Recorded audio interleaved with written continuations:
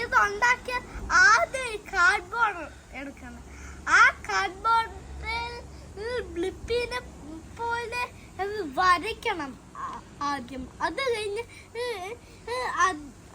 ഒരു ആ ബ്ലിപ്പിനെ നമ്മൾ ബ്ലിപ്പിനെ പോലെ സൈൻ ചെയ്ത് സൈനിന്റെ ഭാഗത്തൂടെ വരച്ച് ഇങ്ങനെ വരും. അങ്ങനെ വരച്ച് അത് കട്ട് ചെയ്ത് കഴിഞ്ഞ് അത് ലാസ്റ്റിലാണ് അത് കളർ അടിക്കുന്നത്.